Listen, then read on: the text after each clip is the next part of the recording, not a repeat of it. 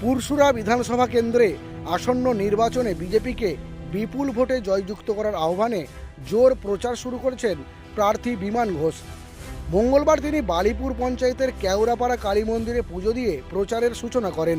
এরপর বৃষ্টিকে উপেক্ষা করে বালিপুর গ্রামে জনসংযোগে অংশ নেন তিনি।